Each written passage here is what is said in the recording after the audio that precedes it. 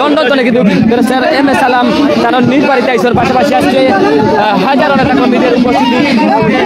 তার বাড়িতে বিভিন্ন স্লোগান লিয়ে উঠছেন সিলেট 3 দক্ষিণ সুরমা ফেঞ্চিগঞ্জ বালাগঞ্জের গণমানুষের নেতা স্যার এম এ সালাম, যিনি লন্ডন প্রবাসী। বাংলাদেশের যতবার জন্মলগ্ন থেকে যতবার ক্রান্তিকাল এসেছে, বাংলাদেশ জাতীয়তাবাদী দল বিএনপির নেতৃত্বে সেই ক্রান্তিকাল অতিক্রম করে দেশ তার আপন জায়গায় ফিরে এসেছে। ৭১ সালে শহীদ রাষ্ট্রপতি জিয়াউর রহমান সশরীরে যুদ্ধ করে দেশের মহান স্বাধীনতার ঘোষণা দিয়ে দেশকে স্বাধীন করেছিলেন। পরবর্তীতে আবার ৭৫-এর পট পরিবর্তনের মধ্য দিয়ে দেশে বহুদলীয় গণতন্ত্র প্রবর্তন করে দেশে উন্নয়ন উৎপাদনের রাজনীতি শুরু করেছিলেন। আবারও পরবর্তী পর্যায়ে স্বৈরাচারী এরশাদ সরকারের কবল থেকে 9 বছর দীর্ঘ 9 বছর আন্দোলন করে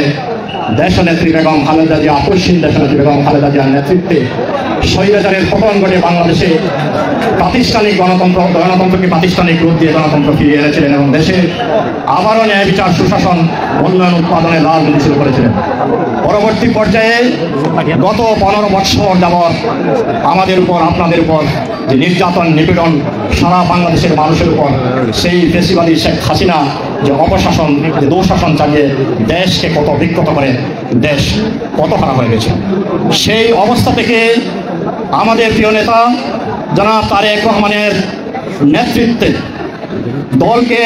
সারা জাতিকে ঐক্যবদ্ধ করে বাংলাদেশ জাতীয়তাবাদী দলকে সুসংগঠিত করে ইস্পাত কঠিন অক্ষ নিয়ে বারবার বিভিন্ন স্লোগান দিয়ে, দিক নির্দেশনা দিয়ে টেক ব্যাক বাংলাদেশ, যদি তুমি ভয় পাও বাংলাদেশ হেরে যাবে, রাজপথে ফয়সালা করতে হবে, সমস্ত দিক নির্দেশনা দিয়ে তিনি 15 বছর 16 বছর একটা আন্দোলন করে এই সুবিধাজনী শেখ হাসিনা শেষ পর্যন্ত একটি প্রেক্ষাপট তৈরি করেছিলেন এবং সেই প্রেক্ষাপটে দাঁড়িয়ে অবশেষে 15ই আগস্ট ছাত্র জনতার বিপ্লবের মাধ্যমে স্বৈরাচারী সরকারের পতন হয়েছে। আমরা একটি নতুন রাষ্ট্র এখন পেয়েছি, দেশনায়ক জনাব তারেক রহমানের নেতৃত্বে। বন্ধুগণ, আমি আমার বক্তব্য আর দীর্ঘায়িত করতে যাচ্ছি না। আপনাদের আজকে এখানে যে সমাবেশ, এই কুশল বিনিময়টা আজকে সমাবেশে পরিণত হয়েছে, এটা আমার কৃতিত্ব নয়, এটার দাবিদার আমি নয়, এটার সম্মান আমি পাওয়ার যোগ্য নই। এটার সম্মান এবং এটার কৃতিত্বের দাবিদার আমাদের প্রিয় নেত্রী দেশনেত্রী বেগম খালেদা জিয়া, আমাদের নেতা বিএনপির ভারপ্রাপ্ত চেয়ারম্যান জনাব তারেক রহমান, যার নেতৃত্বে